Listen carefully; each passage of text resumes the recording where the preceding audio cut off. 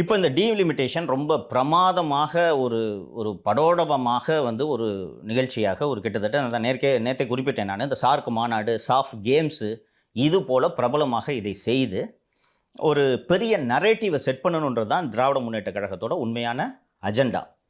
ஆனால் அந்த நிகழ்ச்சியில் இவர்கள் வெற்றி பெற்றார்களா அப்படின்றது எனக்கு உள்ளபடியே சந்தேகமாக இருக்குது. நீங்கள் தான் உங்களோட கருத்தை சொல்லணும். என்னென்னா இவங்க வந்து இது ஒரு பெரிய ஈவெண்ட்டாக மாற்றி தமிழ்நாடு முழுக்க இது ஒரு பரபரப்பை ஏற்படுத்தும் என்று சொன்னார்கள். அதுபோல் அந்த அந்த அவர்கள் எதிர்பார்த்த அளவுக்கான ட்ராக்ஷன் கிடைச்சிருக்கா? இல்லை, நான் எப்படி பார்க்குறேன்னா, ஓகே, இது ஒரு முக்கியமான விஷயம். ஒரு அரசியல் கட்சிக்கு இது ஒரு முக்கியமான விஷயம். திமுக வந்து ஒரு வகையில் இதில் வெற்றி பெற்றிருக்காங்க கோஆர்டினேட் பண்ணுறதில்ல. லைக் இன்னும் மற்ற கட்சிகள் அக்செப்ட் பண்ணிக்கிறாங்க, ஆமாம் அது நடக்க போகுது, அதனால் நம்ம மாநிலத்துக்கு லாஸு, அதனால தான் இங்கே வந்து அட்டன் பண்ணியிருக்காங்க. ஓகேங்களா? அது எப்போ நடக்குது, எப்படி நடக்குது, எதனால் நடக்குதுன்றது ஒரு அடுத்தபட்சம்.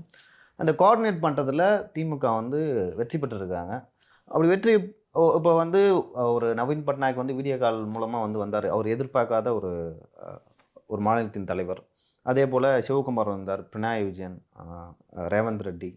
எனக்கு தெரிஞ்ச ஆந்திராவிலேருந்து தெரிஞ்ச யாரும் வரலான்னு நினைக்கிறேன். ஆந்திராவிலேருந்து ஜெகனும் வரல, ஒரு திரு மிஸ்டர் நாயுடும் வரல.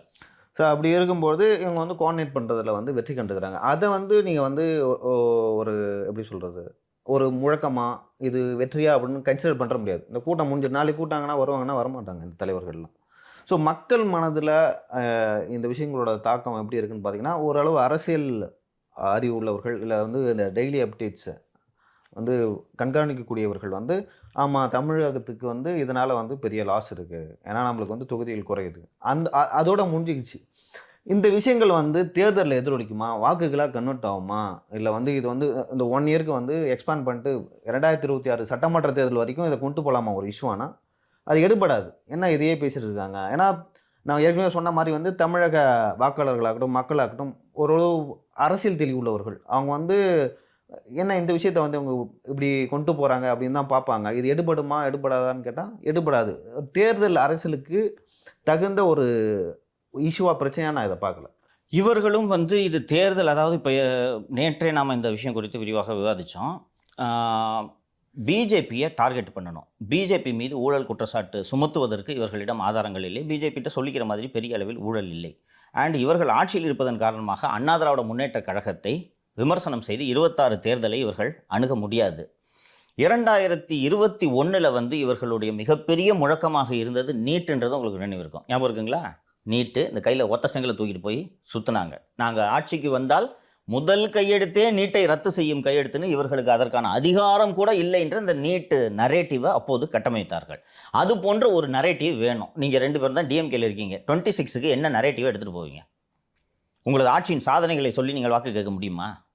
அந்த 1000 ரூபாய் மகளிர் உரிமை தொகை கூட, அதை கூட நீங்கள் சாதனையாக சொல்ல முடியாது. 1.25 கோடி பேருக்கு கொடுக்கலன்ற பிரச்சனை ஏற்கனவே அது சிக்கலில் இருக்குது.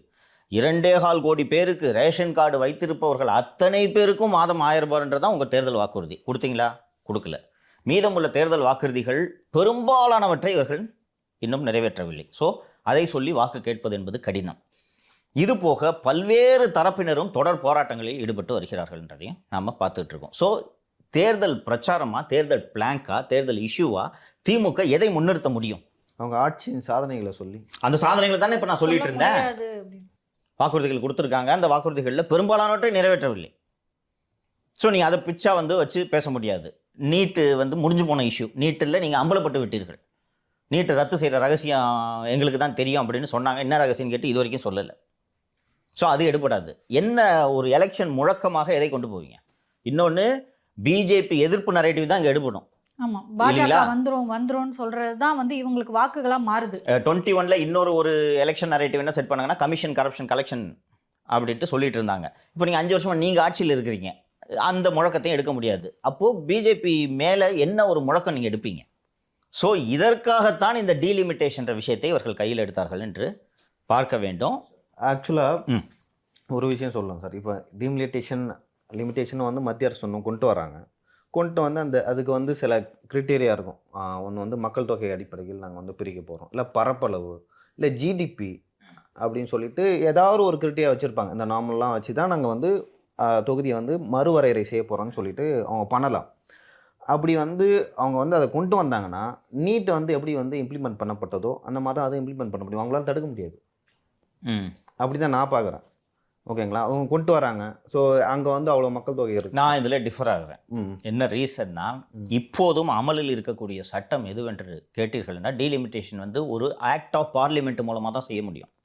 ஃபஸ்ட்டு டீலிமிட்டேஷன் கமிஷன், தொகுதி மறுசீரமைப்பு குழு என்று ஒரு குழுவை அமைக்க வேண்டும். அந்த குழு அனைத்து மாநிலங்களோடும் கலந்தாலோசிக்கணும், தமிழ்நாடோடும் கலந்தாலோசிக்கப்படும். அதற்கு பிறகு டீலிமிட்டேஷன் ஆக்ட்னு ஒரு ஆக்ட் கொண்டு வருவாங்க. அந்த கடைசியாக வந்து இப்போது அமலில் இருக்கக்கூடிய டீலிமிட்டேஷன் ஆக்ட் வந்து டீலிமிட்டேஷன் ஆக்ட் ஆஃப் 2002. புதுசாக ஒரு ஆக்ட் கொண்டு வரும்போது தான் இந்த ஆக்ட் லேப்ஸ் ஆகும். இந்த ஒரு நிமிஷம், இந்த 2002 ஆக்ட் கொண்டு வரும்போது அமலில் இருந்தது 1972 டீலிமிட்டேஷன் ஆக்ட். இந்த 2002 ஆக்டில் கடைசி வரி என்னன்னு பார்த்தீங்கன்னா, த டீலிமிட்டேஷன் ஆக்ட் 1972 லேப்சஸ். ஸோ நீங்கள் மீண்டும் ஒரு சட்டத்தை கொண்டு வந்து அந்த சட்டத்தின் மூலமாக தான் டீலிமிட்டேஷன் செய்ய முடியும். இப்போ சொல்லுங்கள், நீங்கள் என்னமோ சொல்ல வந்தீங்களே. இல்லை, இதுக்கு முன்னாடி வந்து தொகுதி மறுசீரமைப்பு பண்ணியிருக்காங்க. அது வந்து ஒரு மாநிலத்துக்குள்ளேயே இருக்கும். லைக் இப்போ வந்து இப்போ விழுப்புரம்னு வச்சுங்களேன். ஃபஸ்ட்டு விழுப்புரமும் கள்ளக்குறிச்சியும் வந்து ஒரே நாடாளுமன்ற தொகுதி. அப்படி இருக்கும்போது ஏற்கனவே ஒரு தொகுதி இருக்கும். அதை காலி பண்ணிட்டு அந்த எண்ணிக்கை குறையாது. உங்களுக்கு வந்து உங்களுக்கு பரப்பளவு மாறும், இடம் மாறும், உங்களுக்கு தொகுதியோட பெயர் மாறும். ஆனால் வந்து தமிழகத்துக்கான எண்ணிக்கை இருந்துச்சுல்ல 39, அது அப்படியே தான் இருக்கும். இன்னொரு விஷயத்தை இந்த நேரத்தில் கூடுதலாக குறிப்பிட விரும்புகிறேன். 23 மார்ச் 2023 அன்று பாராளுமன்றத்தில் மாநிலங்களவையில் அப்போதைய மத்திய சட்டத்துறை அமைச்சர் திரு கிரண் ரிஜிஜு அவர்கள் இப்போது இருக்கக்கூடிய சட்டத்தின்படி 2026 மக்கள் தொகை கணக்கெடுப்புக்கு பிறகுதான் இந்த டீலிமிட்டேஷன் ப்ராசஸ் செய்ய முடியும் என்று தெளிவாக ஒரு பதிலை அளித்திருக்கிறார். அந்த பதில் சட்டத்துறை அமைச்சர் அளித்த பதில் வந்து மத்திய அரசோட செய்தி குறிப்பாகவே வெளியாகிட்டுருக்கு. இது வந்து பாராளுமன்றத்தில் அவங்க கொடுத்த கமிட்மெண்ட். ஸோ 2026 இன்னும் சென்சஸ் பணிக்கான நிதியை கூட இந்த பட்ஜெட்டில் ஒதுக்கலைன்றதை நீங்கள் கவனத்தில் எடுக்கணும். சென்சஸ்க்கு ஒரு ஹியூஜ் ஃபண்டு நீங்கள் ஒதுக்கணும். சென்சஸ்க்கான நிதியே ஒதுக்கவில்லை என்றால் நீங்கள் எப்படி மக்கள் தொகை கணக்கெடுப்பு எடுக்க முடியும்? ஸோ சென்சஸ்க்கான நிதி ஒதுக்கவில்லை. ஸோ இந்த ஆண்டு சென்சஸ் நடைபெறுமா என்பது கூட இதுவரை உறுதி இல்லை. அப்படி இருக்கும்போது எப்படி இந்த டீலிமிட்டேஷன், இந்த ரீஆர்கனைசேஷன் டீலிமிட்டேஷன் என்பது நடக்கும்? புரியுதுங்களா? எனக்கு இல்லை, இதை மீறி வந்து நடக்கும்னு சொன்னாங்கன்னா, இப்போ இந்த உங்கள் திராவிட முன்னேற்ற கழகம் மாநிலங்களுக்கான ஆபத்தை ஸ்டாலின் தலைமையில் நாம் அத்தனை பேரும் அணிவகுத்து தடுக்க வேண்டும்ன்றாங்க. இப்போ இந்த ஆபத்து எப்போ வரப்போகுதுன்றது நீங்கள் சொல்லுங்கள். மக்கள் தொகை கணக்கெடுப்பு முடியறதுக்கு எப்படி ஒரு 2 வருஷம் ஆகுமா? ஆகாதப்பா? 2 வருஷம் ஆகுமா? 2 வருஷத்துக்குள்ளே தேர்தலே வந்துடும். இப்போ இந்த 2 வருஷம் ஆகும். 2 வருஷத்துக்கு பிறகு மக்கள் தொகையோட டேட்டா பப்ளிஷ் ஆன பிறகு டீலிமிட்டேஷன் கமிஷன் வச்சு அதற்கப்புறம் டீலிமிட்டேஷன் ஆக்ட் எனாக்ட் பண்ண பிறகு தான் இந்த தொகுதி மறுசீரமைப்பு நடக்க போகிறது. குறைஞ்சது 10 வருஷம் ஆகும். கரெக்டுங்களா? இப்போது இந்த விஷயத்தை திராவிட முன்னேற்ற கழகம் கையில் எடுப்பதற்கான தேவை என்ன? அவங்ககிட்ட அரசியல் பண்ண வர எக்ஸாக்ட்லி 2026க்கு பேசுவதற்கு எந்த பொருளும் இவர்கள் கையில் இல்லை. இதன் காரணமாகத்தான் இப்போ இந்த டீலிமிட்டேஷன். ஸோ இப்போ இவங்களோட இந்த அரசியல் வலையில வந்து மற்ற முதலமைச்சர்கள்லாம் விழுந்துட்டாங்கன்னு சொல்றீங்களா? விழுந்துட்டாங்க என்று சொல்வதை விட ஒவ்வொருத்தருக்கும் ஒரு அஜெண்டா இருக்கும் மாலதி. இப்போ உங்கள் திரு டி.கே. சிவகுமார் வர்றாரு, பினராயி விஜயன் வருகிறார் என்றால், இப்போ அவங்க வந்த உடனே பிஜேபியிலேருந்து கூப்பிட்டாங்க, அவங்க தான் ஏதோ வேலையெல்லாம் பண்ணிட்டு இருக்காங்க, நீங்கள் ஏன் போகிறீங்கன்னு அவங்ககிட்ட கேட்பாங்க. கேட்கும்போது சரி நான் அடுத்த வாட்டி நான் போகல, என் மேலே இருக்க கேஸை நீங்கள் கொஞ்சம் ஸ்லோ டவுன் பண்ணுங்கன்னு கோரிக்கை வைக்க முடியுமா? முடியாதா? ஆனால் காங்கிரஸ்லேருந்து யாரும் வரல. இவர் டி.கே. சிவகுமார், டி.கே. சிவகுமார், ஐ மீன் குறை தேசிய தலைவர்கள், ஐ மீன் நேஷனல் வைஸ் யாரும் வரல, பெரியவங்க யாரும் வரல. இவங்களும் போய் அதை இன்வைட் பண்ண மாதிரி தெரியல. மாநில முதல்வர் தானே இந்த மாநிலம் சம்மந்தப்பட்ட பிரச்சனைகள்னு. ஸோ இது எல்லாவற்றிலையும் ஒரு அரசியல் கணக்குகள் இருக்கும். நீங்கள் நாம் இப்போ பேசின விஷயம் அந்த தலைவர்களுக்கும் தெரியும். மக்கள் தொகை கணக்கெடுப்பு முடியாமல் இது நடக்கவே போகிறதில்லைன்றது இந்த தலைவர்களுக்கும் தெரியும். அப்படி இருக்கும்போது அவங்க வந்தாங்கன்னா கூப்பிட்டு கேட்பாங்க, ஏன்னா நீ ஏங்க அங்கே போகிறீங்கன்ட்டு. ஒரு 2 நாட்களுக்கு முன்பு பாராளுமன்றத்தில் பேசும்போது உள்துறை அமைச்சர் வந்து இந்த மொழி பிரச்சனை பற்றிய விவாதங்கள் வந்தபோது உள்துறை அமைச்சர் திரு அமித்ஷா சொன்னது, திமுகன்னு பேரை குறிப்பிடல, தங்களுடைய ஊழலை மறைப்பதற்காக திமுக மொழி பிரச்சனை கையில் எடுக்குதுன்றாரு. இப்போவும் வந்து திமுக எத்தனை ஊழல் புகார்களை சந்தித்து கொண்டிருக்கிறது, எவ்வளவு துறைகளில் தோல்வியை சந்தித்து கொண்டிருக்கிறதுன்றது நம்ம பார்க்குறோம். அதையெல்லாம் மீறி இந்த விஷயத்தை இன்றைக்கி இவ்வளோ ஒரு படோடபமாக இதை செய்கிறார்கள் என்றால் அரசியலில் பேசுறதுக்கு ஒரு இஷ்யூ இல்லை. இதை வச்சு 26 தேர்தலை சந்திக்கலாம் என்பது தான் இவர்களுடைய நோக்கம். கூட்டணி கட்சிகள் இதை புரிந்து கொள்ள வேண்டும்ன்றது தான் நம்ம இப்போது சொல்ல விரும்புகிறது. இன்னொன்று இதில் நம்ம கவனிக்க வேண்டிய விஷயம், இது வந்து ஒரு விதமான ட்ராப்பு. இப்போது நாங்கள் தமிழகத்தின் உரிமைக்காக, மாநில நலனுக்காக நாங்கள் இதெல்லாம் பேசுகிறோன்னு சொல்லும்போது நீங்கள் இந்த கூட்டத்தில் பங்கேற்கல அல்லதுனா இந்த கூட்டத்துக்கு நீங்கள் எதிர்ப்பு தெரிவிச்சிங்கன்னா தமிழின விரோதியாக மாறுவீர்களா இல்லையா? இப்போ பிஜேபியில் சொல்கிறாங்கல்ல, பிஜேபி எதுக்குறவங்களாம் இந்தியாவுக்கு எதிரின்னு சொல்கிறாங்களா இல்லையா? கிட்டத்தட்ட அது போல் இது ஆகுறதா? அனைத்து கட்சி கூட்டத்தை கூட்டினாங்க, அதிமுகவும் கலந்துக்க வேண்டிய நெருக்கடிக்கு ஆளாச்சு. கலந்து கொண்டு வெளியே வந்து பேசிய முன்னாள் அமைச்சர் திரு ஜெயக்குமார் அவர்கள், ஏங்க இது திமுக அவங்க இதுக்கோ பண்ணுறாங்க, நாங்கள் என்றைக்கும் தமிழக நலனுக்காக நிற்போம், அதனால் கூட்டத்தில் கலந்துக்கிட்டு எங்கள் கருத்துக்களை பதிவு செஞ்சுட்டோம், ஆனால் திமுக அரசியல் காரணத்துக்காக இதை பண்ணுதுன்றதை பதிவு செய்து விட்டார்கள். மற்ற கட்சிகளுக்கு போதுமான புரிதல் இல்லாதனால இந்த வலையில் விழுந்துட்டாங்களா?